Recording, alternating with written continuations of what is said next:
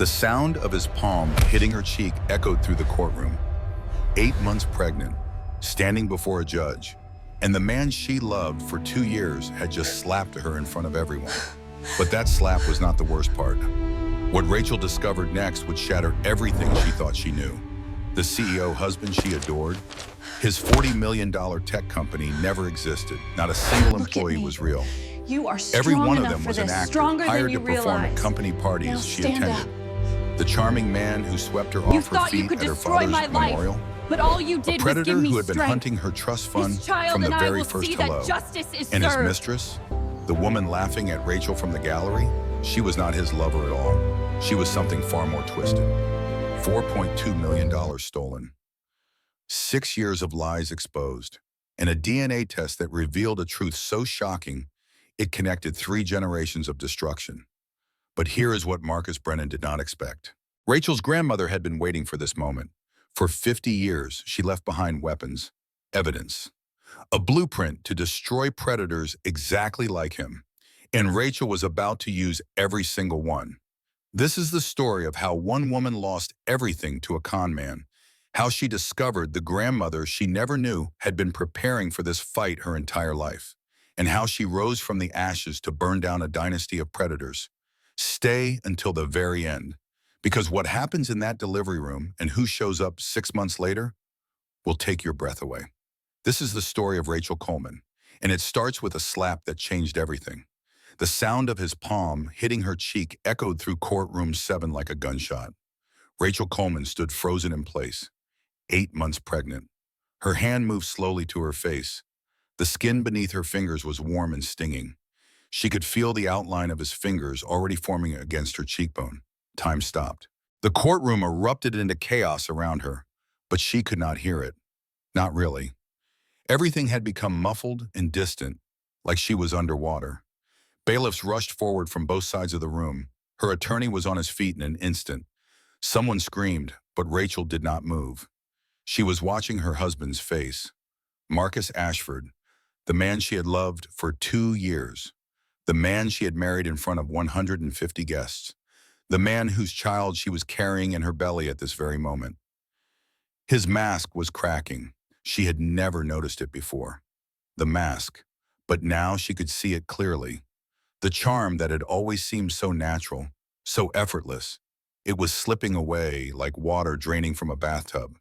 And underneath was something she had never seen before. Something cold, something calculating, something that looked at her not with love or even anger, but with contempt. Pure, undisguised contempt. And then came the laughter. It started in the gallery. A woman's laugh, high and sharp and cruel. Rachel turned her head slowly, still touching her cheek, still feeling the heat of the blow. Jessica Blake sat in the 3rd row. Long dark hair, red dress, perfect makeup. She was laughing, actually laughing, and others in the gallery were joining in nervously, uncertain whether they should but unable to resist the social pressure. Half the courtroom was laughing at Rachel Coleman while she stood there bleeding, 8 months pregnant, having just been struck by her husband in front of a judge. Marcus Ashford, you are in contempt of this court. Judge Harrison's voice cut through the chaos like a knife. Her gavel crashed down 3 times. Bailiffs, restrain him. 2 officers grabbed Marcus by the arms. He did not struggle. He was smiling now. That same charming smile he had worn on their first date, at their wedding, every single day of their marriage. The smile that had all been a lie. Rachel's phone buzzed in her purse, then again. Then continuously, notification after notification. With trembling hands, she pulled it out and looked at the screen. Bank of America alert, transfer complete. Bank of America alert, account balance $0. Bank of America alert, account closed. Her savings account, her checking account, the trust fund account her grandmother had left her, all of them showing the same thing. 0, 0, 0, $4.2 million, gone. Rachel Coleman, the judge said, her voice softer now. Do you need medical attention? Rachel looked up. The courtroom had gone quiet. Even the people who had been laughing were silent now, sensing that something had shifted. That this was not just a dramatic moment in a divorce proceeding, but something far worse. I need to go home, Rachel whispered. But even as she said it, she knew. She knew with the certainty of someone who has finally seen the truth they had been avoiding for far too long. She did not have a home anymore. She had nothing. The drive should have taken 20 minutes. Rachel made it in 12, her hands shaking on the steering wheel, her mind racing through possibilities. Maybe it was a mistake. Maybe the bank had made an error. Maybe Marcus had moved the money for some legitimate reason and forgotten to tell her. Maybe, maybe. But when she turned onto their street and saw the sheriff's cruiser parked in the driveway, she knew that maybe was not going to save her. A deputy stood on the porch of the house she had thought was her home, the house she had helped choose, the house where she had painted the nursery pale yellow and assembled the crib and imagined raising her daughter. He was holding papers. "Mrs. Ashford?" the deputy said as she approached.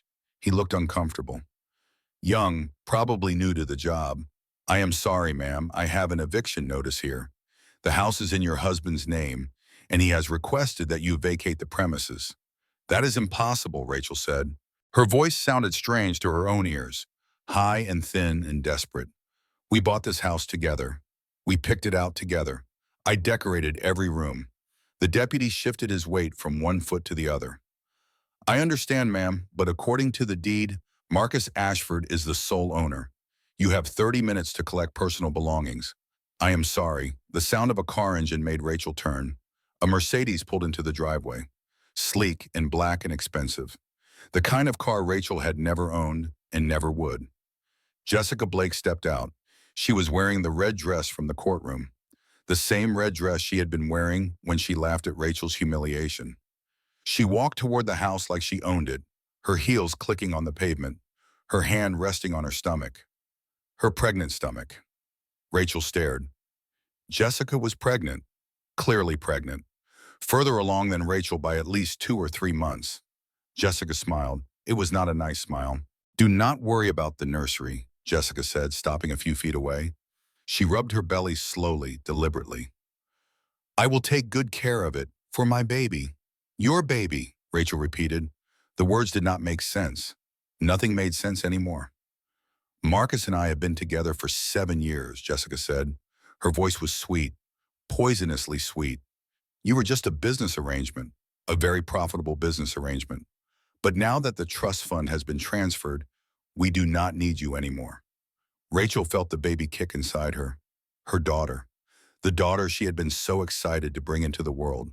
The daughter she had imagined raising with Marcus by her side. "He never loved you," Jessica continued. "Every kiss, every touch, every time he told you that you were special. It was all fake. You were the easiest mark he has ever had." Rachel's legs gave out. She sat down hard on the front steps of the house that was no longer hers, her hands pressed against her belly, her vision blurring with tears. The deputy cleared his throat uncomfortably. "Ma'am, I really am sorry, but I need you to collect your things. You have 30 minutes. 30 minutes. 30 minutes to pack up the remnants of a life that had never been real. 30 minutes to accept that everything she thought she knew was a lie." Rachel stood up slowly. Her legs were shaking, but she forced them to work. She walked past Jessica without looking at her. She walked into the house she had called home for 18 months. She walked up the stairs to the bedroom she had shared with a man who had never loved her.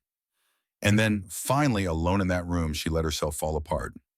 She gave herself 5 minutes. 5 minutes to cry, 5 minutes to scream into a pillow, 5 minutes to feel every ounce of the devastation that was crushing her chest. Then she wiped her face. She found a suitcase, and she started packing. If they wanted her broken, they would have to try harder than this. She was not broken yet. The emergency room at St. Catherine's Hospital was the last place Rachel wanted to be. But when the cramping started during the drive away from the house that was no longer hers, she had no choice. She had worked at this hospital for 8 years. These halls had been her second home. These people had been her family when her real family was just her mother working double shifts at a diner 2 hours away. Dr. Chen met her in the triage area, his face creased with concern. "Rachel, what happened to your face?" She touched her cheek. The bruise was blooming now, purple and angry. She had forgotten about it in the chaos of everything else. "My husband hit me," she said. The words sounded surreal, like she was talking about someone else's life. In court, in front of the judge. Dr. Chen's expression hardened. Are you safe now? Where is he? I do not know. I do not know anything anymore. I do not have a house. I do not have money. I do not have anything. Let us get you checked out, Dr. Chen said gently. The baby first. Then we figure out the rest. The ultrasound showed a healthy baby girl still safely tucked inside, unaware of the chaos surrounding her. Rachel watched the screen and felt something fierce rise up in her chest. This child, this innocent child who had done nothing wrong. She would protect her, no matter what it took. The baby is fine, the technician said. Strong heartbeat, good movement. She is a fighter. Rachel almost smiled. She gets that from her grandmother. After the ultrasound, Rachel sat in a small room waiting for discharge papers. She should call her mother. She should call a lawyer. She should do 100 things, but she could not make herself move, could not make herself think past the next minute. The door opened. Rachel looked up expecting Dr. Chen. Instead, she saw Margaret Sullivan, the head of nursing, a woman Rachel had worked with for 8 years, a woman she had considered a mentor to her. Margaret's face was not friendly. Rachel, I need to speak with you about a serious matter. Rachel's stomach dropped. What is wrong? We received a report this morning. Allegations that you have been stealing medication from the pharmacy. Opioids primarily. The words did not register at first. Then they hit her like a second slap. That is insane, Rachel said. I have never stolen anything in my life. Margaret's expression did not change. We have security footage showing you accessing the medication cabinet at unusual hours. We have witness statements. We have prescription records with your signature. None of that is true. Someone fabricated that evidence. Marcus, my husband, he is trying to destroy me. Rachel, Margaret said, and her voice was tired now, almost sad. I want to believe you, but the evidence is substantial. We have no choice but to suspend you pending a full investigation. I'm going to need your badge. Rachel stared at her. 8 years. She had given this hospital 8 years of her life. She had missed holidays and birthdays and family dinners. She had held dying patients' hands and comforted grieving families and done everything right. And now it was gone. Just like that. She unclipped her badge and handed it over. Her hands were not shaking anymore. She had gone past shaking into something else. Something numb. I did not do this, Rachel said quietly. The investigation will determine that, Margaret said. I am sorry, Rachel. I truly am. After Margaret left, Rachel sat alone in the small room. No home, no money, no gum, no reputation. Marcus had not just taken her trust fund, he had taken everything. The door opened again. This time it was Derek Martinez, her best friend at the hospital. He was still wearing his scrubs, his face tight with worry. What the hell is going on? He demanded, closing the door behind him. I just heard you got suspended, and someone said Marcus hit you. In court. In front of everyone. He did, Rachel said. She was surprised by how calm her voice sounded. He took all my money, he took my house, and apparently he set me up to look like a drug thief. Derek sat down hard in the chair across from her. Jesus Christ, Rachel. He planned this, Rachel said. The realization was crystallizing now, sharp and clear. For a long time, maybe from the very beginning, every moment of our relationship was calculated. I was a target. Derek was quiet for a moment. Then he said something that surprised her. My husband, Kevin, works in IT security. Corporate stuff mostly, but he knows how to dig into digital records. If Marcus fabricated evidence, there might be traces. A trail. Rachel looked at her friend. The first spark of something that was not despair flickered in her chest. You would help me? After everything that just happened? After I got suspended? Derek leaned forward. Girl, you are one of the best nurses I have ever worked with. You would never steal medication. Anyone who knows you knows that. So either someone made a very big mistake or someone went to a lot of trouble to frame you. And I intend to find out which. Rachel felt tears prick her eyes again. But these were different tears. Not despair. Something else. Thank you, she whispered. Do not thank me yet, Derek said. First, we need to get you somewhere safe. Somewhere Marcus cannot find you. Then we start digging. I should call my mother. Derek nodded. Do that. I will handle the rest. He stood up, then paused at the door. Rachel, we are going to fix this. I do not know how yet, but we are going to fix it. After he left, Rachel picked up her phone and dialed the number she knew by heart. Her mother answered on the second ring. Rachel? Baby, what is wrong? And for the second time that day, Rachel let herself fall apart. But this time, she was not alone. 2 years earlier, Rachel Coleman had been a different person. She worked double shifts at St. Catherine's Hospital, sometimes 16 hours at a stretch. She lived in a modest one-bedroom apartment that she had furnished with secondhand furniture and careful thrift store finds. She drove a Honda Civic that was 12 years old and made concerning noises every time she turned left. She was happy, not the dramatic happiness of movies and romance novels, the quiet happiness of someone who had built a life through hard work and determination. She had paid off her nursing school debt 3 years ahead of schedule. She had a small but growing savings account. She had friends who cared about her and a mother who called every Sunday without fail. She did not need a man to complete her. She had decided long ago that she would rather be alone than with someone who did not truly see her. And then the letter arrived. It came on a Tuesday in April. A thick envelope from a law firm in Charlotte with a name she did not recognize. Finch and Associates, attorneys at law. Dear Miss Coleman, the letter began, we regret to inform you of the passing of Eleanor Bennett. Per the terms of her will, you have been named as the sole beneficiary of her estate. Rachel read the letter 3 times before the words sank in. Eleanor Bennett, her grandmother, the mother of the father she had never known. Thomas Coleman had died when Rachel was 3 years old. A car accident on a rainy night. Rachel had no memories of him, just photographs and stories her mother told on his birthday each year. His mother, Eleanor, had been a distant figure, a woman who sent Christmas cards with checks inside but never visited, a woman Rachel had assumed wanted nothing to do with her. And now Eleanor was dead, and she had left Rachel everything, $4.2 million. Rachel called the law firm that afternoon. Harold Finch himself answered, his voice gravelly with age but sharp with intelligence. Miss Coleman, he said, I have been expecting your call. Your grandmother was a remarkable woman. She followed your life from afar. Every birthday, every graduation, every achievement. She kept a scrapbook.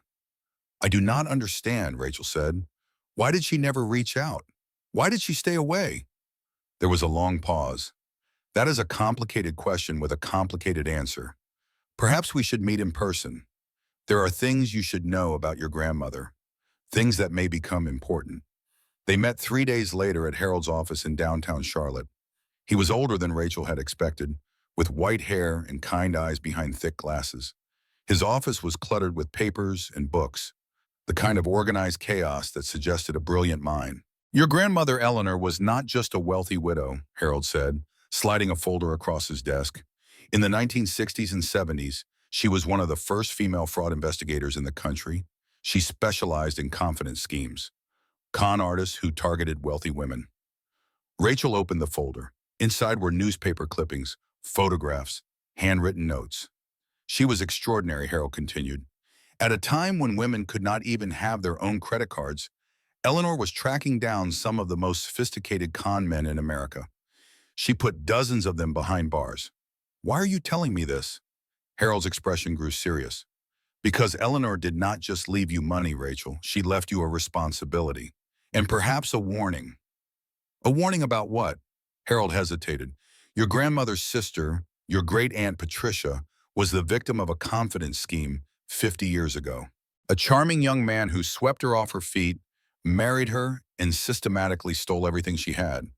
Patricia died penniless and heartbroken. Eleanor never forgave herself for not seeing the signs sooner. Rachel thought about this. What happened to the man who conned her? Eleanor tracked him down. He went to prison. But he had a son, and that son had a son. The pattern repeated. 3 generations of con artists, all using the same techniques, all targeting vulnerable, wealthy women. Harold leaned forward. Eleanor believed that history repeats itself. She believed that people like this do not change. They do not reform. They simply find new victims. Why are you telling me this? Rachel asked again.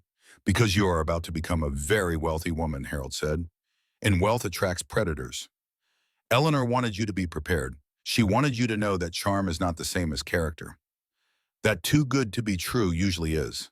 Rachel left Harold's office that day with more than just a folder of documents. She left with her grandmother's voice in her head, warning her to be careful. She promised herself she would be. 3 months later, she met Marcus Ashford at a charity gala. It was the first gala Rachel had ever attended. Harold had convinced her to go, explaining that Eleanor had been a major donor and the foundation expected her heir to make an appearance. Rachel wore a dress she had bought on sale, emerald green and probably too simple for the occasion. She stood near the wall, nursing a glass of champagne that tasted like expensive disappointment, watching wealthy strangers air kiss and name drop. She was considering leaving when she heard a crash behind her. A man had knocked over an entire tray of appetizers. He was standing in the wreckage of smoked salmon and cream cheese, his face red with embarrassment, apologizing profusely to a mortified waiter. "I am so sorry," the man said. "I turned around and I just did not see you. Please let me help clean this up." "Sir, that is really not necessary," the waiter said. "No, I insist. I am a disaster at these things. I should come with a warning label." Rachel laughed before she could stop herself.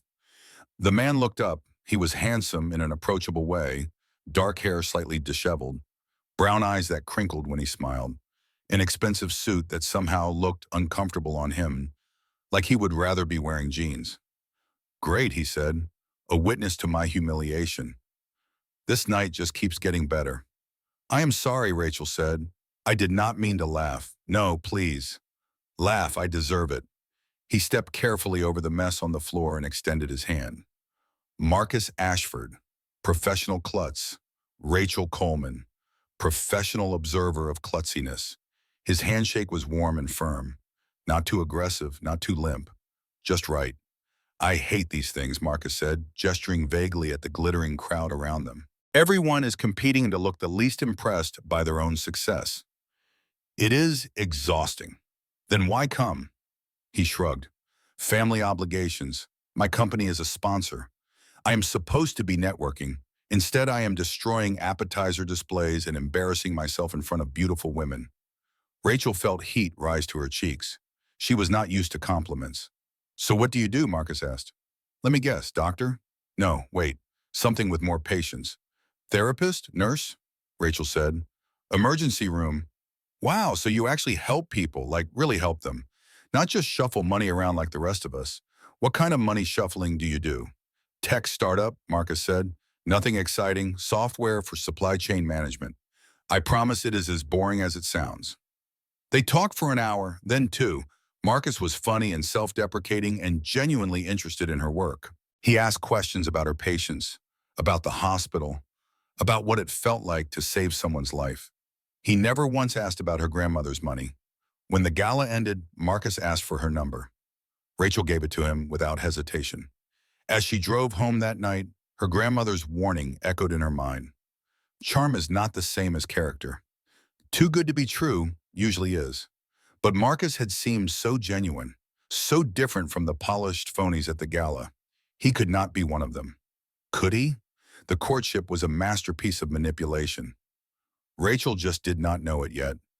Marcus called the day after the gala, not too early, not too late, just eager enough to be flattering without seeming desperate. "I know this is forward," he said, "but I have not stopped thinking about our conversation. Would you like to get dinner?" "Nothing fancy. I know a great taco place that will thoroughly underwhelm you." Rachel laughed. Tacos sound perfect. Their first date was at a food truck in a parking lot. Marcus wore jeans and a t-shirt and looked more relaxed than he had at the gala. They sat on a picnic bench eating tacos and talking until the truck closed. He told her about his childhood. His father had been an alcoholic who abandoned the family when Marcus was 12. His mother worked 2 jobs to keep them afloat. Marcus had built his company from nothing, determined to prove that he was not his father. "I know what it is like to have nothing," Marcus said. "That is why I work so hard. Not for the money, for the security. I never want to feel that helpless again." Rachel told him about her own father, how she had no memories of him, how she had always wondered if things would have been different if he had lived. "I think he would be proud of you," Marcus said. "You became a nurse. You help people every single day. That matters more than any amount of money." He was saying all the right things. Every word felt true. Their second date was a movie, followed by coffee. Their third was a hike at a state park, where Marcus pretended to be terrified of a chipmunk, and made Rachel laugh so hard she snorted. By the fourth date, Rachel was falling. By the sixth, she was gone. There were red flags. Looking back, she could see them clearly.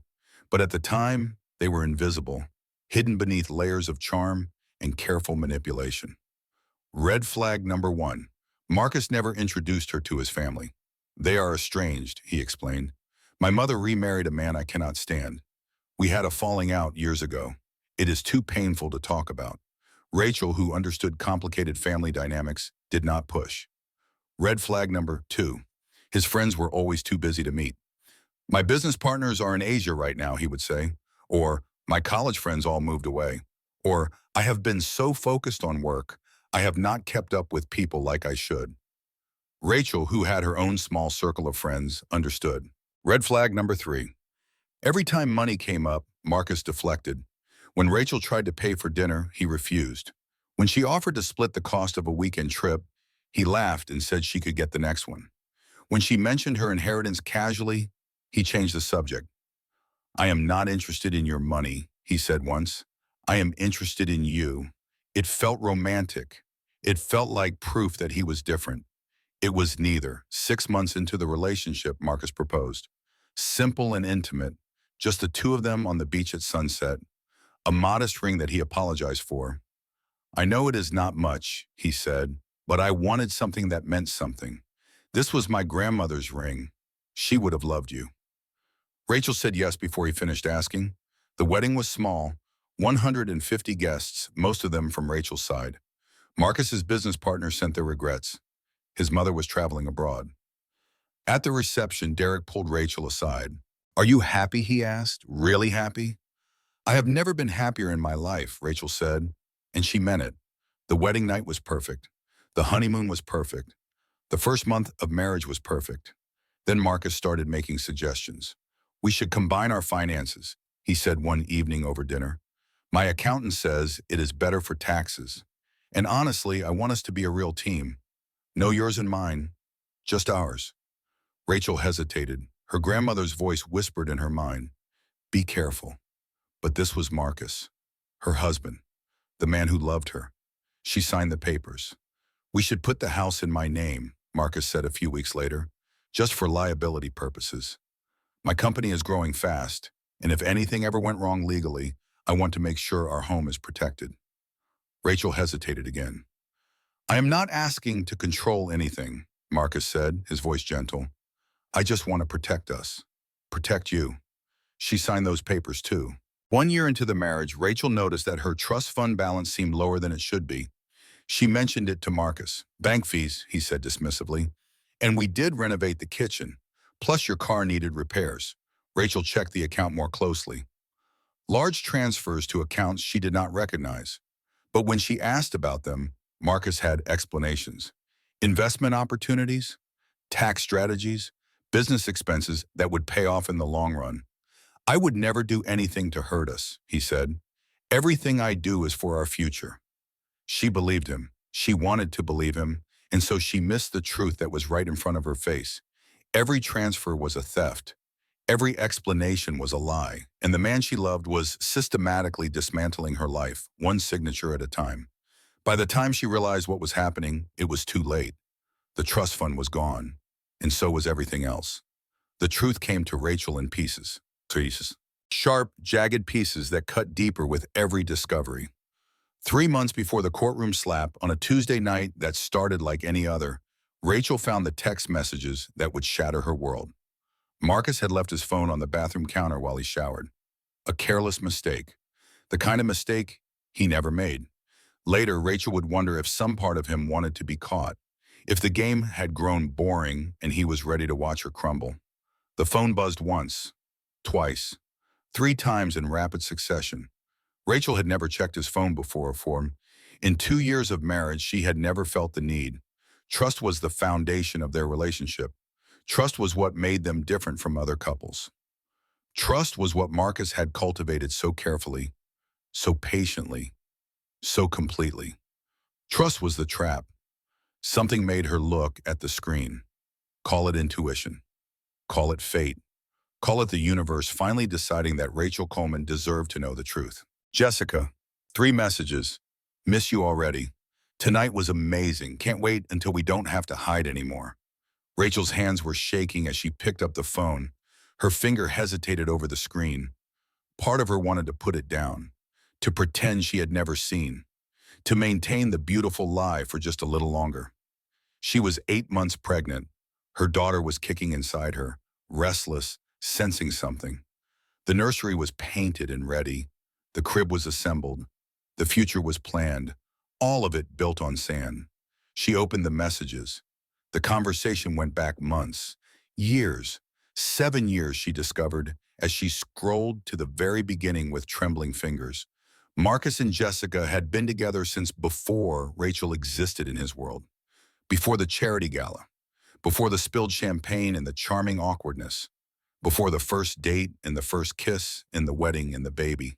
Every moment of Rachel's relationship with her husband was documented in those texts.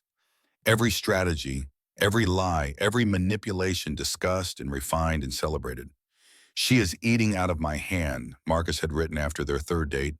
Easiest target yet. Daddy issues plus dead father plus sudden money equals desperate for validation. Trust fund paperwork signed, he had written after she combined their finances. She did not even read the documents. Just signed wherever I pointed. Like a trained seal. She is so pathetic. Actually thinks I love her. Cried last night about how lucky she feels. I almost felt bad. Almost. Rachel read until she thought she might vomit. Then she kept reading anyway. There were jokes about her body, comments about her intelligence, detailed notes about her emotional vulnerabilities and how to exploit them. A spreadsheet tracking the money they had stolen from her, updated weekly, color-coded by account. And there were photos. Marcus and Jessica on vacation, in bed together, at restaurants Rachel recognized because Marcus had told her he was at business dinners, kissing in front of landmarks in cities he had visited for conferences that never existed. 7 years. They had been together for 7 years. Their relationship was older than most marriages, more stable than most partnerships, built on a foundation of shared cruelty and stolen fortunes. And Rachel had been nothing but a paycheck, a mark, a pathetically easy score. She screenshot everything. Her hands were shaking so badly she had to try 3 times to capture each image. She sent copies to her own email, to Derek, to her mother. Then she deleted the sent messages from Marcus's phone and put it back exactly where she had found it. When Marcus came out of the shower, steam billowing around him like a villain in a movie, Rachel was sitting on the bed, smiling. "Everything okay?" he asked.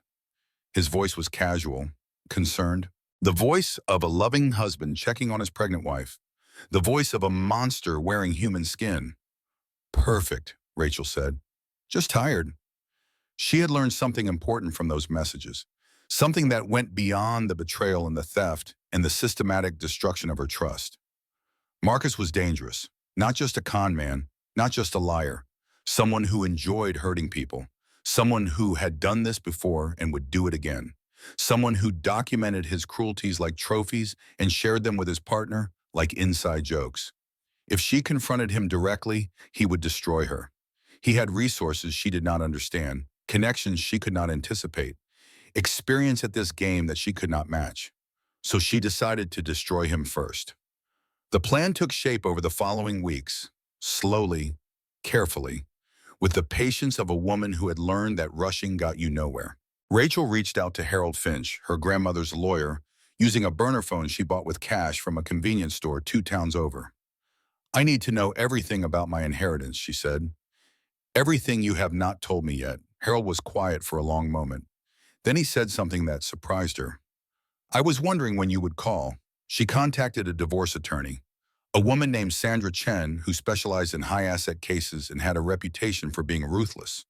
Rachel paid the retainer in cash, using money she had hidden in a safe deposit box that Marcus did not know about. Small amounts, withdrawn over months. $50 here, $100 there. The kind of sums that did not show up on statements he monitored. The kind of preparations that a paranoid woman might make, or a smart one. She gathered every document she could find. Bank statements, transfer records, corporate filings for Marcus's company, tax returns, investment portfolios, everything she could access without raising suspicion. What she discovered made her blood run cold.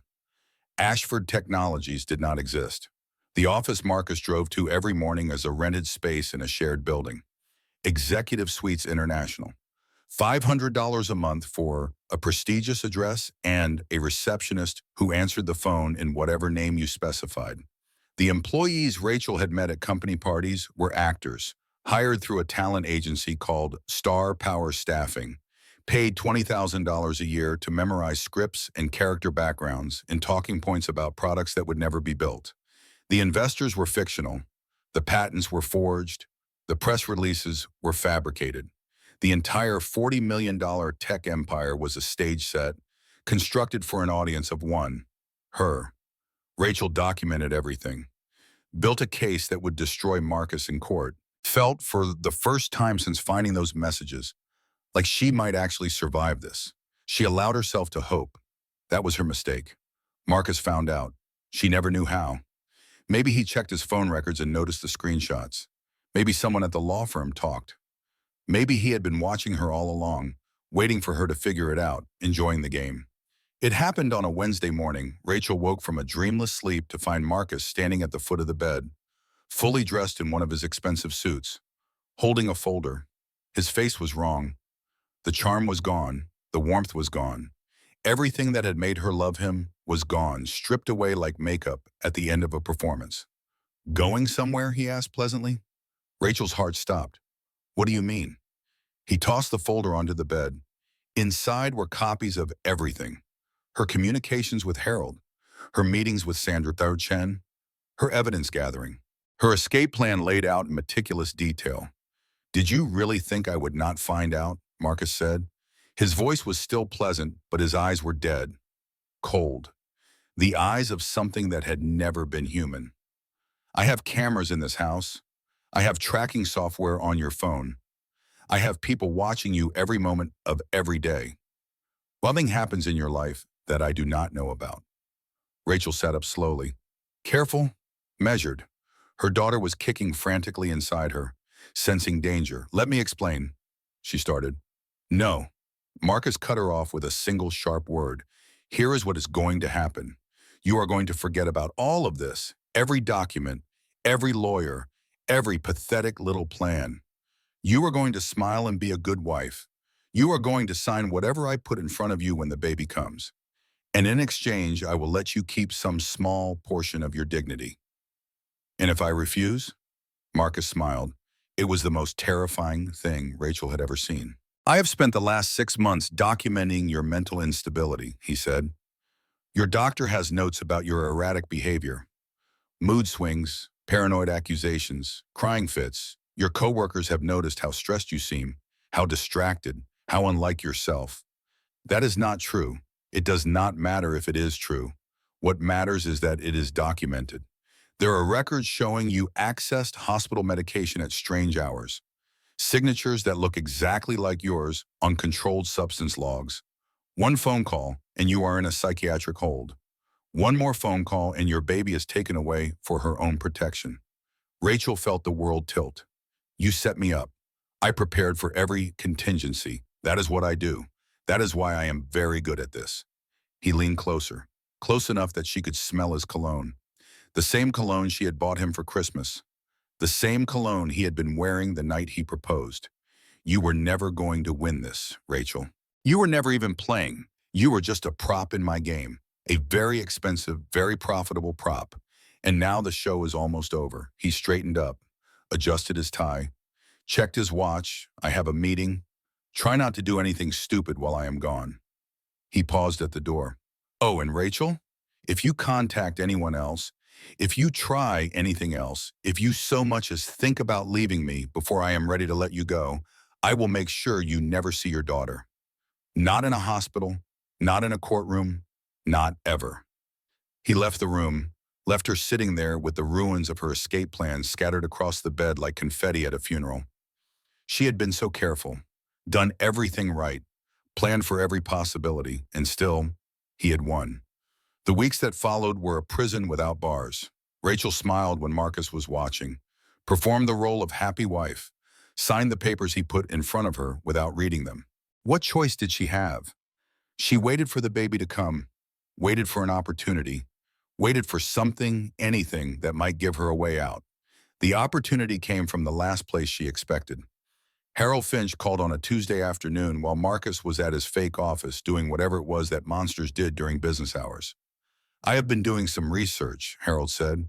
His voice was different, excited, careful. "Your grandmother left me instructions, things I was only supposed to share if you ever truly needed them."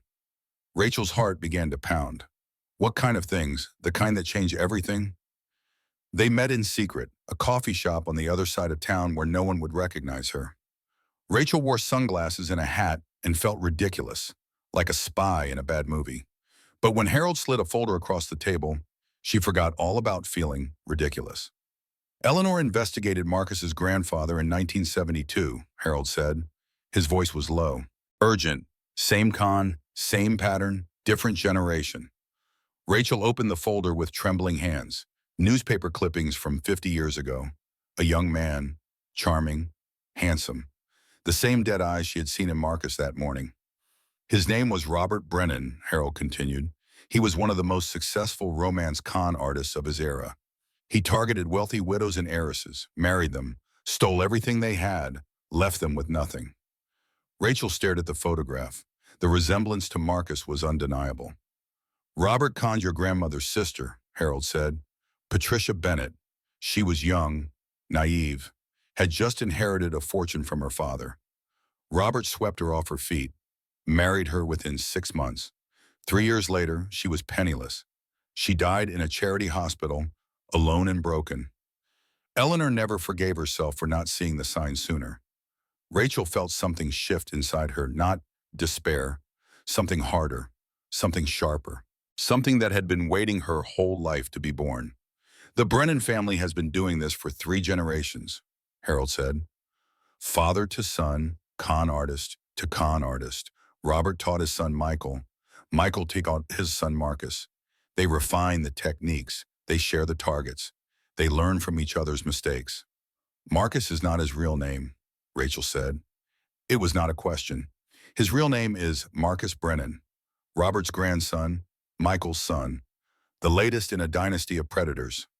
Rachel closed her eyes, saw the text again, the photos, the spreadsheets tracking stolen money. 3 generations of women destroyed, 3 generations of lives ruined. And Marcus thought he was going to add her to the list. He was wrong. "What else did my grandmother leave?" Harold smiled for the first time. It was not a pleasant smile. It was the smile of a man who had been waiting decades to finish a job. "Everything," he said. "Every technique they use. Every weakness they have. Every way to catch them." Eleanor spent 40 years studying predators like Marcus. She built files. She developed strategies. She created weapons. And she left it all to you. Rachel took the folder, held it against her chest like the weapon it was. "How do I use this?" "You find his weakness," Harold said. "Every con man has one. The thing they trust absolutely. The thing they would never expect to turn against them. Find it, and you find your way out." That night, while Marcus slept beside her, Rachel read her grandmother's notes by the light of her phone under the covers. Decades of research, hundreds of cases, patterns and strategies, and vulnerabilities laid out with scientific precision. "The partner is always the weak point," Eleanor had written in 1983. "They know all the secrets. They carry all the guilt. They do the dirty work while the con man keeps his hands clean. And eventually they realize they are expendable. When that realization comes, they will turn. They always turn, because survival is stronger than loyalty. And partners know that the con man will sacrifice them in a heartbeat. Find the partner, turn the partner, destroy the con." Rachel read the words again, let them sink into her bones. Jessica. Jessica, who had been with Marcus for 7 years. Jessica, who had laughed at her in the courtroom. Jessica, who thought she was special, different, safe. Jessica, who had no idea that she was just another victim waiting to be discarded. Rachel put down her phone, looked at Marcus sleeping peacefully beside her own, felt her daughter kick once, twice, 3 times. "I found your weakness," she thought, "and I am going to use it to destroy you." For the first time in months, she smiled, and it was not fake. Rachel's mother arrived 3 days after the courtroom disaster. Caroline Coleman had driven 4 hours from the small town where she had spent 30 years waiting tables at the same diner. She pulled into Derek's driveway in her ancient Buick, the engine making sounds that suggested it had seen better decades, and stepped out with a suitcase in one hand and a casserole dish in the other. She took one look at her daughter and pulled her into a hug that seemed to last for an hour. "I brought tuna casserole," Carolyn said, "and I am not leaving until this is fixed." They sat in Derek's kitchen while Rachel told her mother everything. The courtroom, the slap that still throbbed when she touched her cheek, the eviction from the home she had thought was hers, the hospital suspension that had destroyed her career, the bank accounts drained to zero, the reputation shattered by carefully planted lies. Every detail of the nightmare that her life had become, laid out on the table like evidence at a trial. Carolyn listened without interrupting. Her face did not change. Her hands stayed folded on the table. Only her eyes moved, tracking Rachel's words, cataloging the damage. When Rachel finished, her mother was quiet for a long moment. Then she said something Rachel did not expect. "Your daddy was like that," Caroline said. "Not a con man, Lord no, but a fighter. When that man believed in something, nothing could stop him. Not poverty, not sickness, not all the people who told him he was dreaming too big." "Mom," Rachel started. Caroline held up a hand. "Let me finish. I watched your daddy die slow from cancer. 3 years from diagnosis to the end. And I watched him fight every single day until the last breath left his body. Not because he thought he could win. He knew he was dying. We all knew." Her voice cracked slightly, but she pushed through. "He fought because fighting was who he was. Because giving up meant letting the disease define him. Because he wanted you to remember a father who never stopped trying, even when trying was all he had left." Rachel felt tears running down her cheeks. She did not wipe them away. "You know what he told me?" Caroline continued. "Right before he passed, when he could barely speak and every word cost him something?" Rachel shook her head. He said, "The only way they beat you is if you stop getting up. That is it. That is the whole secret. You get knocked down, you get back up. You get knocked down again, you get back up again. You keep getting up until they run out of way to knock you down." Carolyn reached across the table and took Rachel's hands. Her grip was strong. Working hands, survivor's hands. "You getting up, baby?" Rachel thought about everything she had lost. Her home, her money, her job, her reputation, her sense of who she was and what her life meant. She thought about Marcus Brennan sleeping peacefully in a jail cell, probably planning his next move. About Jessica Blake walking around free while Rachel's life burned. About all the other victims, past and future, who would suffer if she gave up now. Then she thought about the daughter growing inside her, the innocent child who had done nothing wrong, who deserved a mother who fought for her, who deserved better than a world where men like Marcus won. "Yes," Rachel said. Her voice was rough but steady. "I am getting up." "Good." Caroline squeezed her hands hard enough to hurt. "Now stop crying and start planning." Derek appeared in the doorway. He had been listening, his face wet with tears he was trying to hide. "If we are planning," he said, wiping his eyes, "we are going to need more casserole." Caroline stood up. "I brought 3. And a pie." "You think I raised a quitter? I raised a fighter. Now someone point me at the kitchen and tell me what we know." The plan came together over the following weeks like a puzzle assembling itself piece by piece. Derek's husband, Kevin, worked his magic on the digital trail Marcus had left behind. He was an IT security specialist who had spent 15 years protecting corporations from hackers. Now he was using those same skills to hunt a different kind of predator. "This guy thinks he is clever," Kevin said one evening, his face illuminated by multiple computer screens. "But he is not clever enough. Every financial transaction leaves a trace. Every deleted email lives somewhere. Every lie has a paper trail if you know where to look." Harold Finch provided legal guidance and historical context. He had spent 50 years as Eleanor Bennett's attorney, helping her track predators across decades. He knew the patterns, he knew the weaknesses, and he knew exactly which laws Marcus had broken and how to prove it. Carolyn provided endless casseroles and the kind of practical wisdom that only came from decades of hard living. "Rich people think money protects them," she said one night over dinner, "but money just makes them visible. When you got nothing, nobody notices you. When you got millions, everybody is watching. That boy made himself a target the day he started stealing. Now we just got to aim, and Rachel provided the one thing none of them could give: access to Jessica. Her grandmother's notes had been clear. The partner is always the weak point. And Rachel knew Jessica in a way that none of the others did. She knew what Jessica had been through, what she had suffered, what she was afraid of, because Rachel had read those text messages. All of them. Not just the cruel jokes and the stolen money. The other messages too. The ones where Jessica asked Marcus when they could stop, when they could have a normal life, when they could have the future he kept promising. The messages where Marcus deflected, changed the subject, made promises he never intended to keep. Jessica thought she was his partner, but she was just his longest-running victim. And somewhere deep down, she had to know it. The meeting was dangerous, reckless. Every person in Rachel's life told her not to do it. "You cannot trust her," Derek said. "She laughed at you in that courtroom. She helped destroy your life." "She is a snake," Carolyn added. "Snakes do not stop being snakes just because you feel sorry for them. This is inadvisable from a legal standpoint," Harold warned. "Anything she says could be used against you."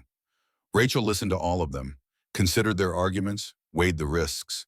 Then she did it anyway, because her grandmother's notes were clear, because her gut told her she was right, because sometimes the biggest risks led to the biggest rewards, and because she had nothing left to lose. A coffee shop in a strip mall, the kind of place that served burnt coffee and stale pastries. Public enough to be safe, anonymous enough to go unnoticed. Rachel arrived 15 minutes early, sat in a corner booth with her back to the wall, watched the door like her life depended on it, because maybe it did. Jessica arrived exactly on time. She was wearing jeans and a plain sweater instead of the designer clothes Rachel had always seen her in, no makeup. Hair pulled back in a simple ponytail. She looked different than she had in the courtroom. Smaller somehow, diminished, like someone had let the air out of her, and there were bruises. Rachel saw them as Jessica approached the table, yellow and purple marks on her wrist, peeking out from under her sleeve. More bruises on her neck, partially hidden by a scarf that did not quite cover them. Fresh bruises, recent bruises, the kind of bruises that came from hands that wanted to hurt. Jessica slid into the booth across from Rachel, said nothing, wrapped her hands around her coffee cup like she was trying to warm herself from the inside out. Her fingers were trembling. "You came," Rachel said finally. "I did not think I would." Jessica's voice was quiet, rough, like she had been crying recently. "I sat in the parking lot for 20 minutes trying to convince myself to leave." "Why did you stay?" Jessica looked up, met Rachel's eyes for the first time. And Rachel saw something she had not expected. Fear. Not the fear of getting caught, not the fear of consequences. The deep, primal fear of someone who had been living in a cage so long they had forgotten what freedom looked like. "Because I am tired," Jessica said, "and because I do not have anywhere else to go." Rachel said nothing, waited, let the silence do its work. "He hits me," Jessica said. Her voice cracked on the words. "Has for years, not the face, never the face, he is too smart for that, but everywhere else." Rachel thought about the text messages, the jokes about her body, the cruel comments, and she realized something terrible. Marcus had been writing those messages for Jessica to read, not just to share his cruelty, to remind her who was in charge, to keep her afraid. Jessica was not just his partner, she was his prisoner. "I know you hate me," Jessica continued. "I would hate me too. What we did to you, what we did to all those other women. It was wrong. I knew it was wrong from the very beginning." "Then why did you do it?"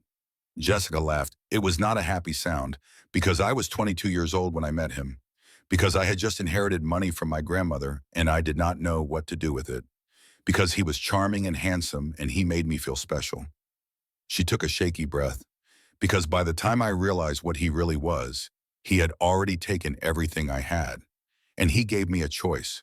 Help him do this to other women or end up like them. Broken, penniless, alone." "Those sound like excuses," Rachel said. "They are excuses." Jessica nodded. "But they are also true. I was a victim before I was a criminal. That does not make it right. Nothing makes it right. But it is what happened. Rachel studied the woman across from her, looked past the bruises and the fear, tried to see what was underneath. "What do you want?" Rachel asked. "I want it to stop," Jessica said. Her voice was stronger now, clearer. "I want to wake up one morning and not be afraid of what he is going to do. I want to look in the mirror and not hate what I see. I want to be something other than what he made me." She reached into her purse with trembling hands, pulled out a flash drive. "Everything," she said. "Every con, every victim, every dollar. 11 years of documentation. He made me keep records in case he needed leverage against anyone, in case anyone ever tried to turn on him." She slid the flash drive across the table. "Now I am turning it over to you." Rachel stared at the small device. It looked so innocent, so harmless, but it contained the evidence that could destroy Marcus forever. "This could put you in prison," Rachel said. "I know, you are willing to go to prison?" Jessica met her eyes, steady, clear, the look of someone who had made peace with a decision. "I watched him hit you in that courtroom. A pregnant woman, 8 months along. Watched his hand connect with your face. Watched you touch your cheek like you could not believe what had happened." Her voice broke. "And I realized something. I realized that I had become exactly what I always swore I would never be. A monster. The kind of person who hurts innocent people. The kind of person my grandmother would be ashamed of." She pushed the flash drive closer. "If prison is the price for ending this, for stopping him from ever doing this again, then I will pay it. Gladly." "Why should I believe you?" Rachel asked. "How do I know this is not another con?" "You should not believe me."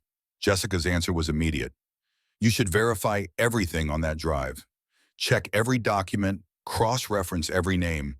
Make sure I am not playing another angle." She stood up to leave, then paused. "Your grandmother was right," she said, "about the pattern, about the weakness, about how to catch predators like Marcus. How do you know about my grandmother?" Jessica smiled. It was worn and tired and honest. "Marcus used to brag about conning the granddaughter of the woman who caught his grandfather. He thought it was funny. Poetic justice, he called it." Her smile faded. "But your grandmother was smarter than all of them. She knew this day would come. She knew someone would need these tools, and she left them for you." She turned toward the door. "Marcus trusted me because he thought I was too broken to fight back. He underestimated both of us." She walked out of the coffee shop without looking back. Rachel sat alone with the flash drive in her hand, the weapon she needed to take back her life. Outside, the sun was setting, another day ending, another night beginning. But for the first time in months, Rachel felt something other than despair. She felt hope. And underneath the hope, something else. Something that felt like power. The contents of the flash drive exceeded Rachel's darkest expectations. Kevin set up his equipment in Derek's living room. 3 laptops, 2 external monitors, a printer that ran continuously for 6 hours, coffee that went cold because no one had time to drink it. They worked through the night, Rachel and Derek and Kevin and Caroline and Harold Finch, all of them gathered around the screens like witnesses at an exorcism, which in a way, they were. 11 years of documentation, every con, every victim, every dollar, laid out in meticulous detail, organized by date and target and outcome. Marcus had done this to 9 women before Rachel. 9 women who had trusted him. 9 women who had believed his lies. 9 women who had been systematically stripped of everything they had. The first was a widow in Texas. Margaret Chen, 62 years old, had just lost her husband of 40 years to a heart attack. Marcus had posed as a financial advisor, recommended by a friend who did not exist. He spent 8 months gaining her trust before transferring $300,000 to accounts she could not access. She lost her house, her car, her retirement savings. Everything her husband had worked for, gone in less than a year. The second was a divorcee in Florida. Susan Williams, 45 years old, had just received a settlement from her cheating ex-husband. Marcus married her, drained her accounts over 18 months, then filed for divorce claiming she was mentally unstable. Forged therapy records, fake witness statements.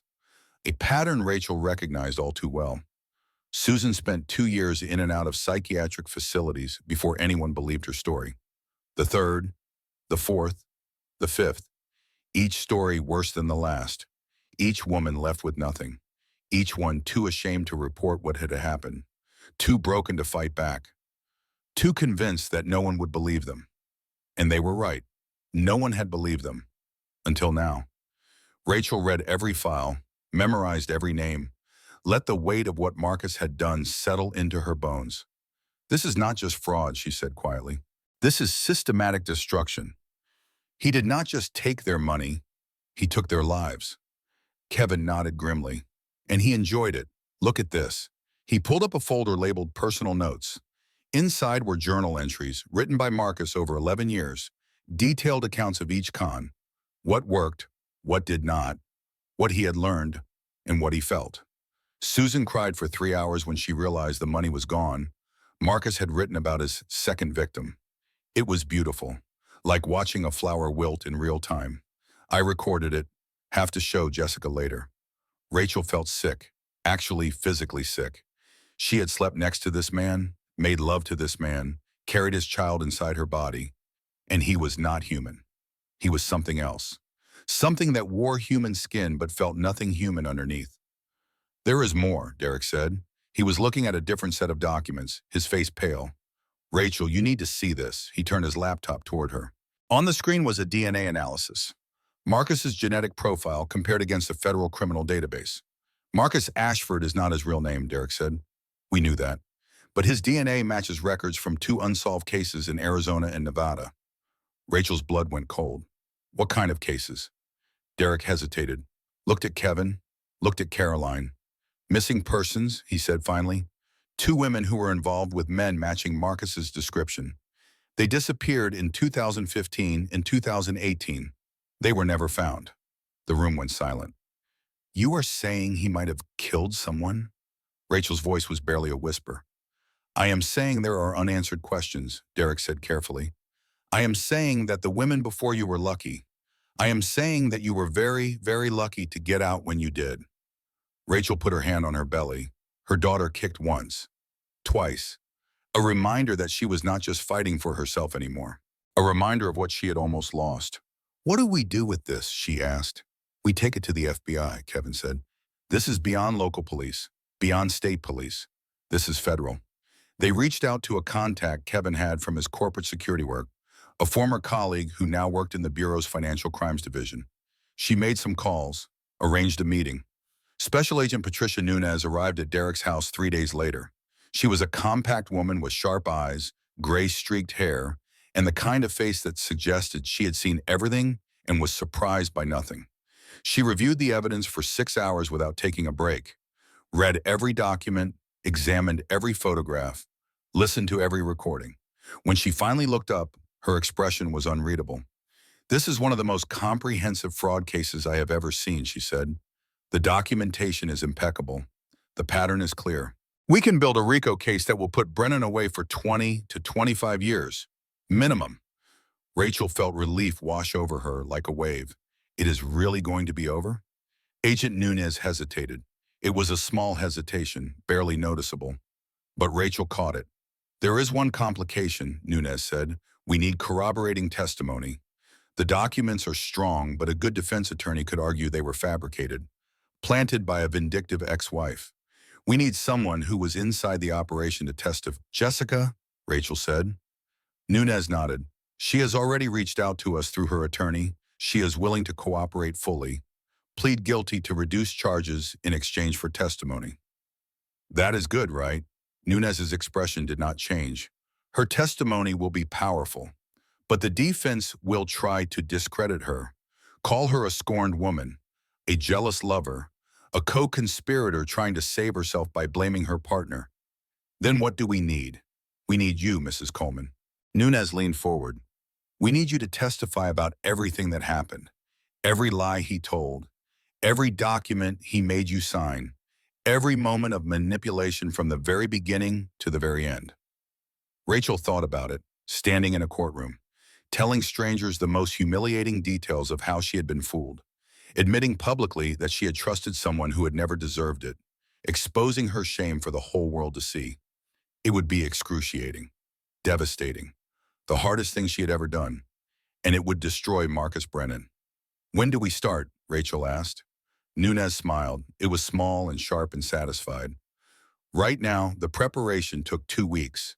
14 days of Rachel telling her story over and over again, answering the same questions 100 different ways, reviewing documents until her eyes burned, preparing for every possible attack the defense might use.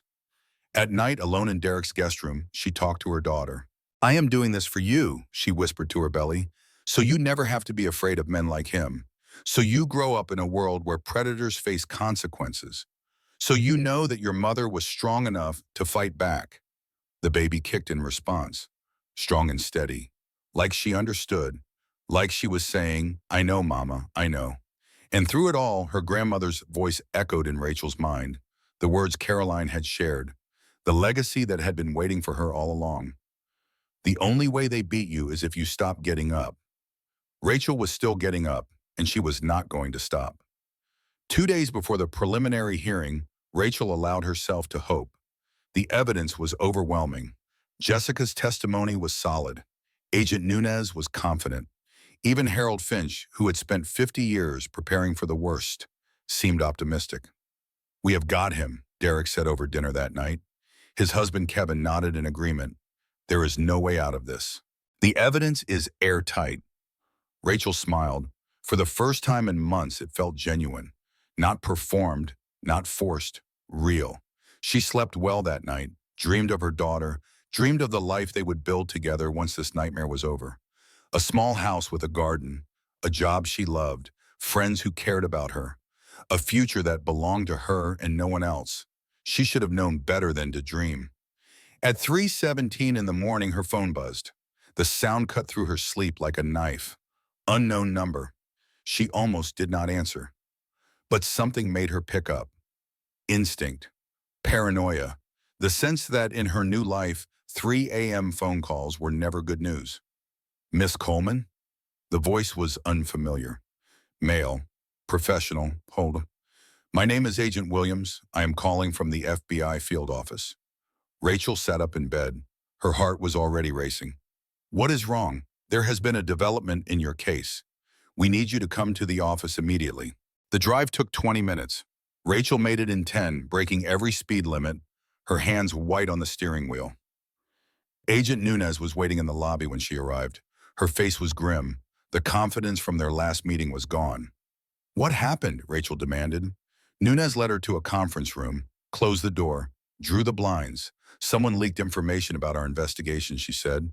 Her voice was flat, controlled, the voice of someone delivering terrible news. "We do not know who, we do not know how." But Brennan was tipped off. Rachel felt the floor shift beneath her feet. What does that mean?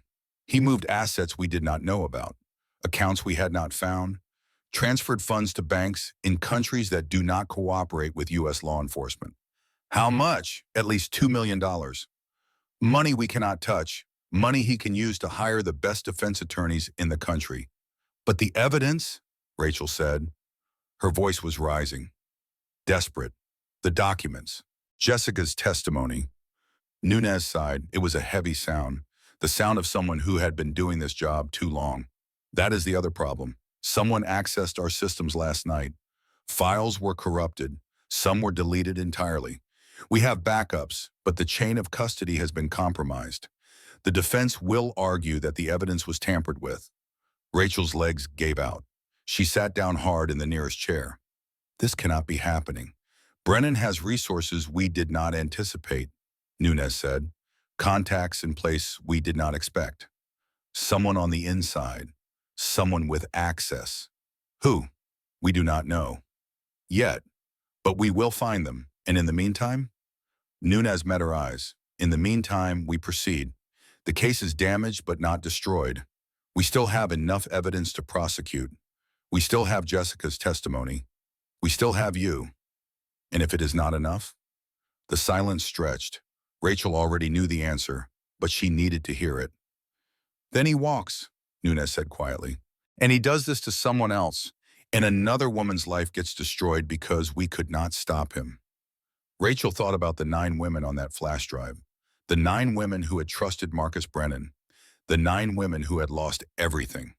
She thought about Margaret Chen, 62 years old, losing her retirement savings. About Susan Williams spending 2 years in psychiatric facilities because no one believed her.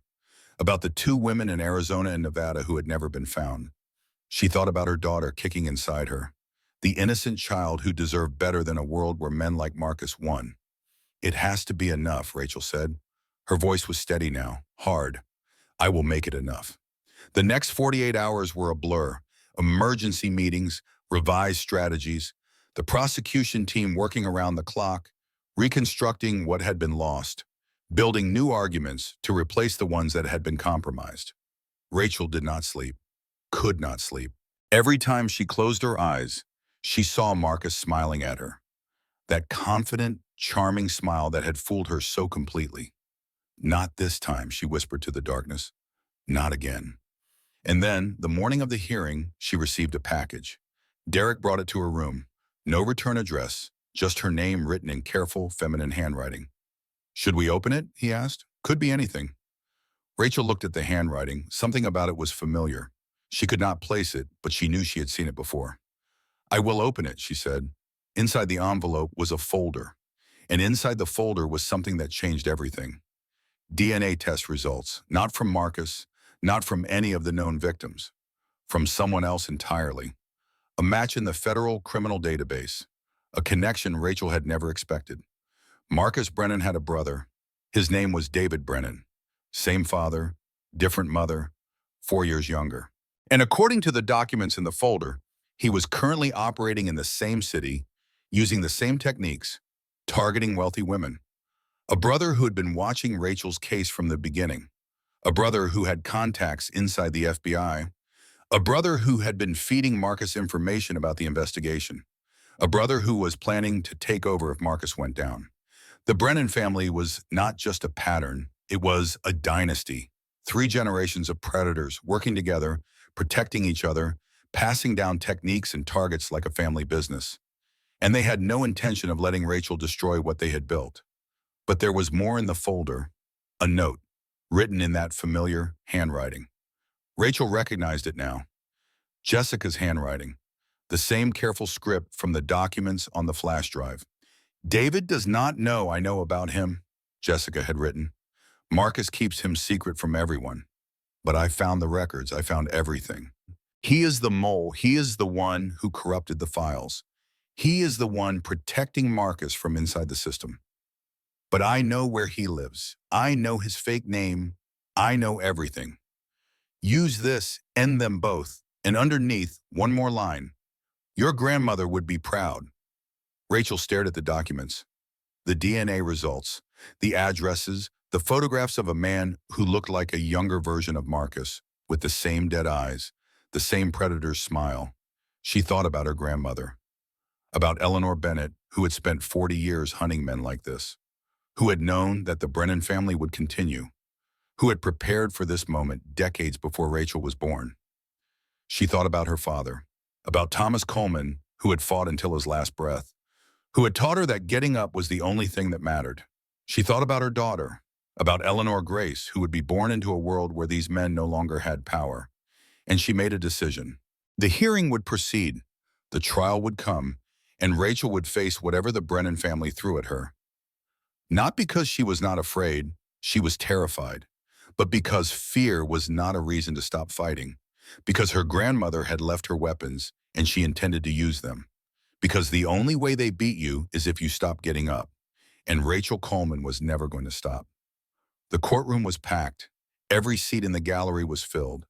Reporters crowded along the walls, notebooks open, pens ready. Camera crews waited outside, their equipment pointing at the doors like weapons. The trial of Marcus Brennan had become national news. The CEO who was not a CEO. The husband who was a predator. The con man who had stolen millions from vulnerable women over more than a decade. Everyone wanted to see how it ended. Rachel sat in the front row of the gallery, her mother on one side, Derek on the other. She was 9 months pregnant now. Due any day. Dr. Chen had strongly advised against attending. She attended anyway. Her daughter needed to be here. needed to feel her mother fighting, needed to know, even before she was born, that the women in her family did not back down. The prosecution laid out its case with methodical precision, bank records tracing stolen money through a maze of offshore accounts, wire transfers to banks in the Cayman Islands, Switzerland, Singapore, corporate documents showing that Ashford Technologies had never existed, testimony from forensic accountants who explained exactly how Marcus had stolen $4.2 million from Rachel alone. And then came the victims. Margaret Chen took the stand first, 62 years old, gray hair, hands that shook when she raised them to take the oath. He told me he would take care of everything, she said. After my husband died, I did not know what to do with our savings.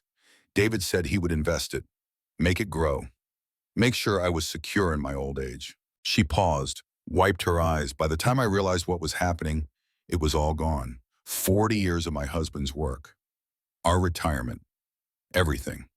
Rachel watched Marcus throughout the testimony. He sat at the defense table in an expensive suit, his face arranged in an expression of polite concern, like he was watching a sad movie. Like the pain in Margaret Chen's voice had nothing to do with him. She wanted to scream, wanted to leap over the barrier and tear that mask off his face. Instead, she sat perfectly still. Let the anger fuel her. Let it make her stronger. Susan Williams testified next. Then another victim, and another. 9 women in total, 9 stories of trust betrayed, 9 lives destroyed by the same charming smile. By the time the last victim stepped down, half the jury was crying. And then Jessica took the stand. She walked slowly to the witness box. Her movements were careful, deliberate. The movements of someone who had spent a long time being afraid of taking up space.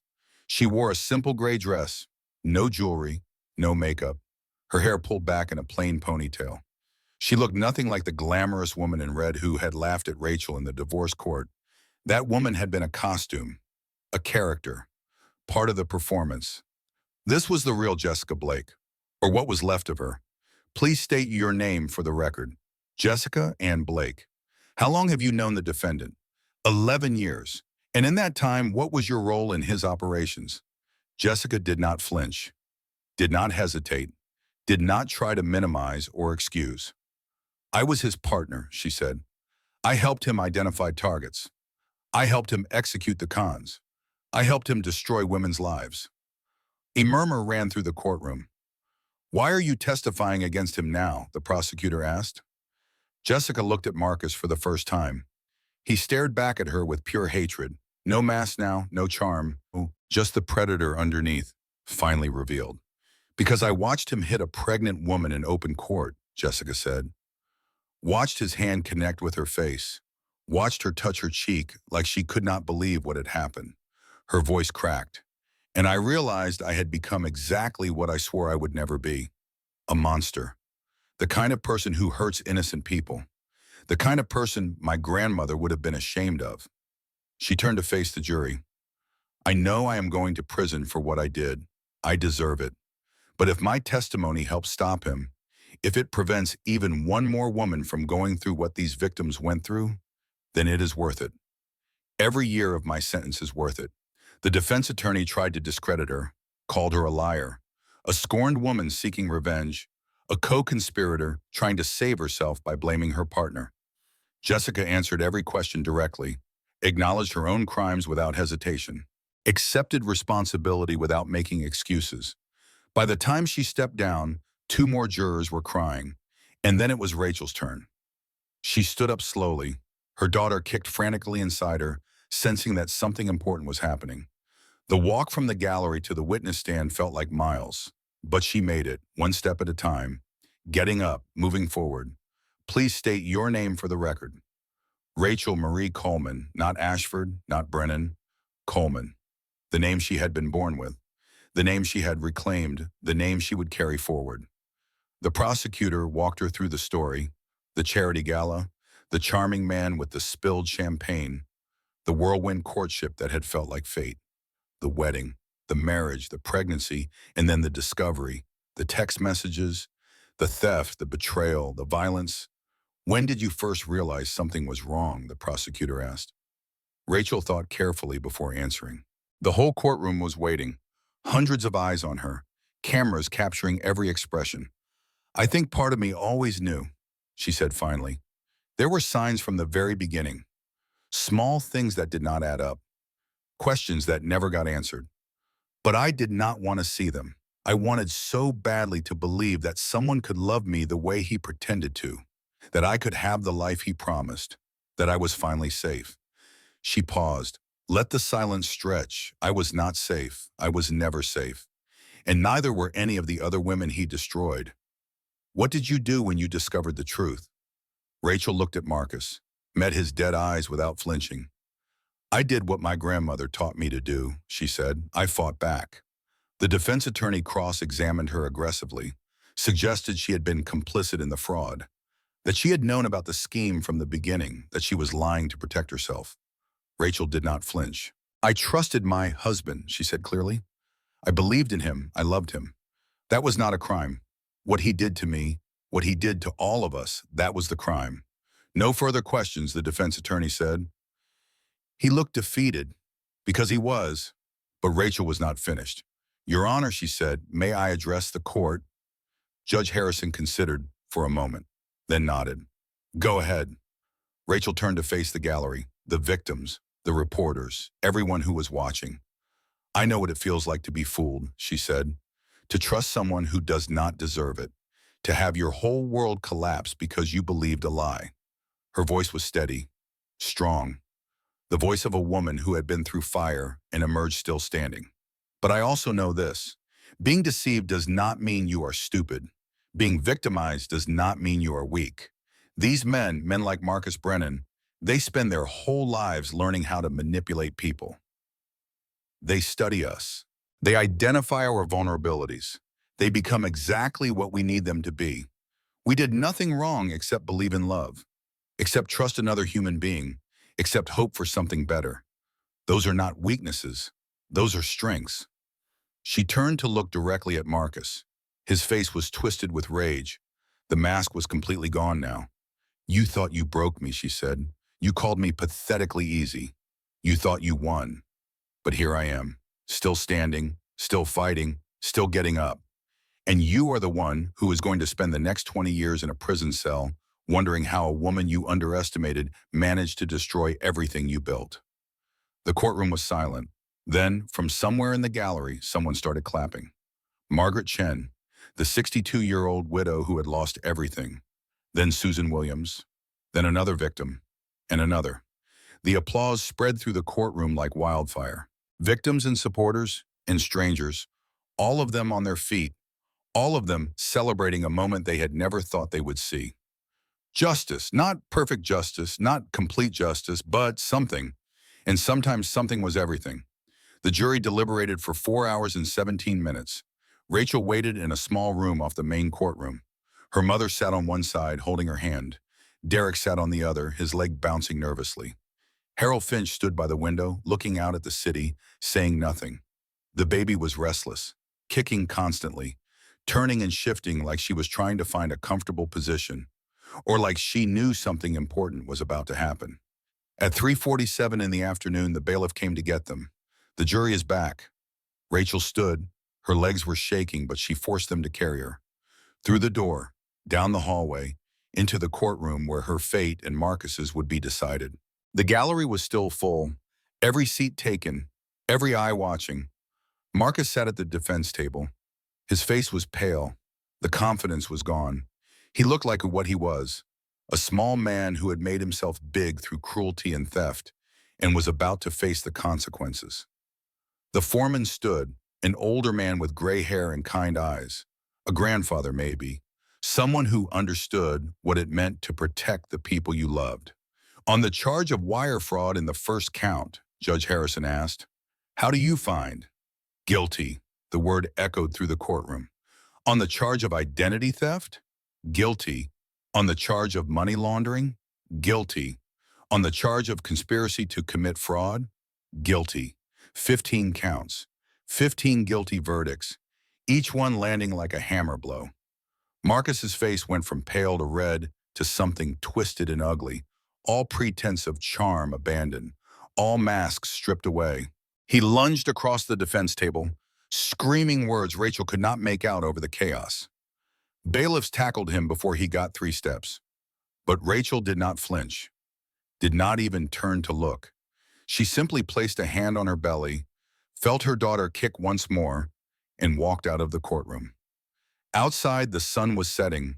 The sky was painted in shades of orange and pink and gold. Beautiful, peaceful, a new beginning.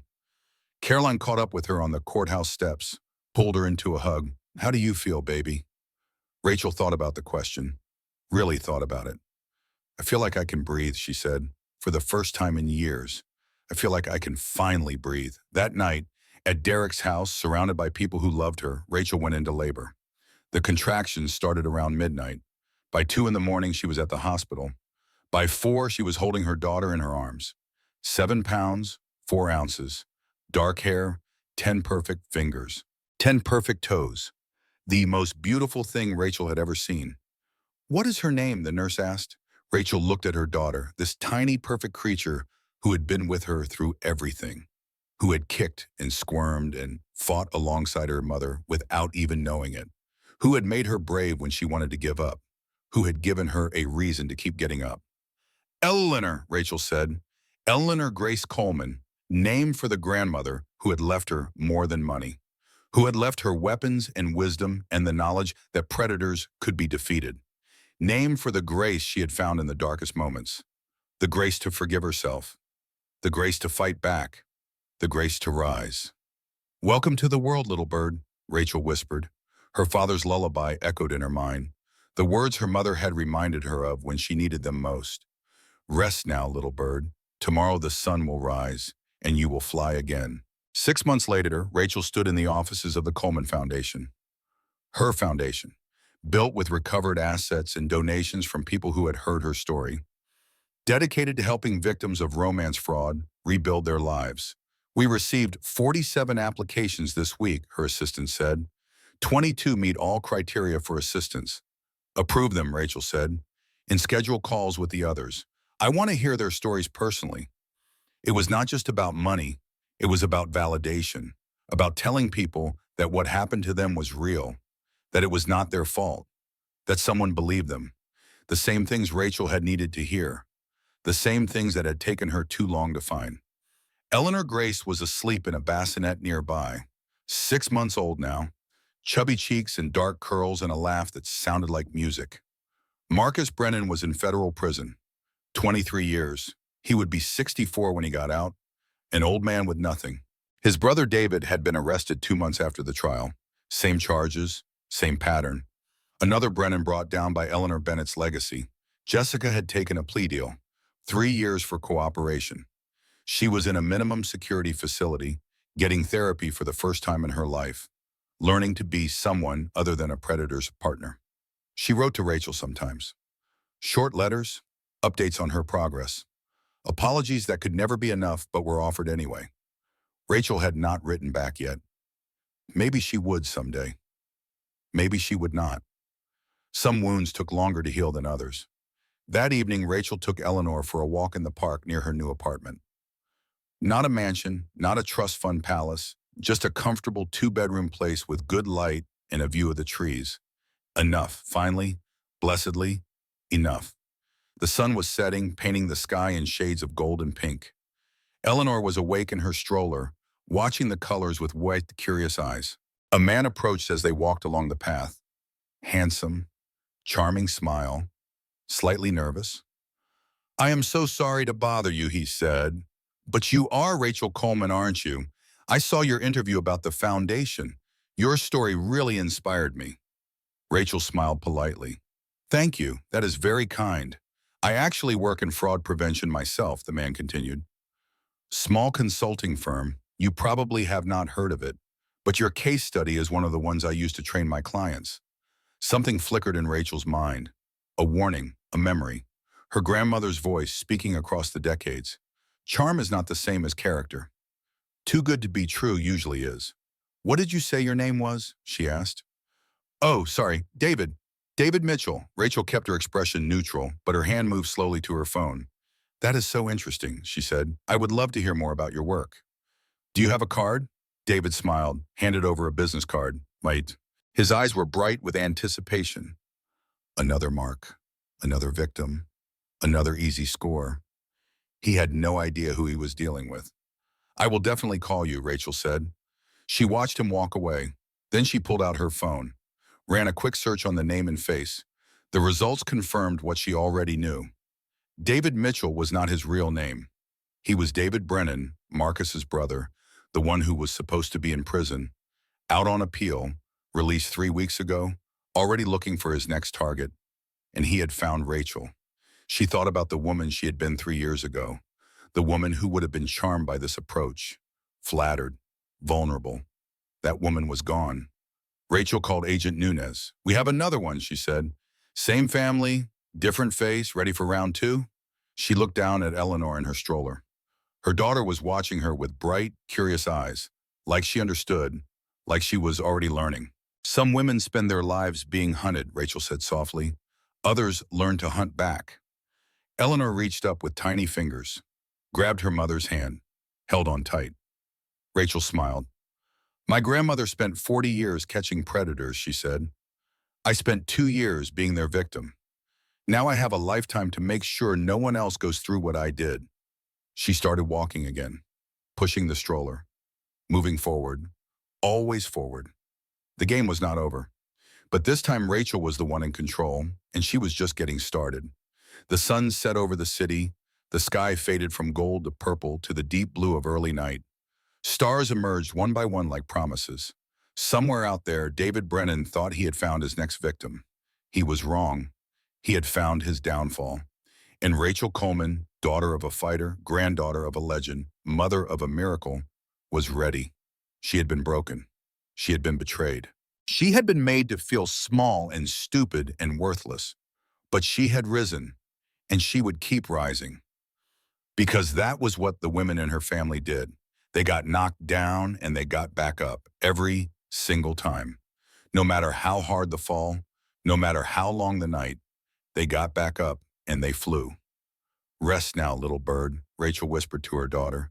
Tomorrow the sun will rise. Eleanor cooed in response, reached for the stars appearing overhead. And you will fly again. Rachel's story proves one thing. You are never too smart to be fooled, and you are never too broken to rise again. If this story touched your heart, hit that like button. It helps more than you know. Drop a comment below. Have you ever trusted someone who turned out to be completely different than you thought? Your story matters, and you might help someone else realize they are not alone. Share this with a friend who needs to hear it. You never know who might be going through something similar right now. Your share could be the thing that helps them fight back. And if you are new here, subscribe and tap that bell. We bring you powerful stories of women who refuse to stay down. Because every ending is just a new beginning. The only way they beat you is if you stop getting up. Keep getting up. See you in the next story.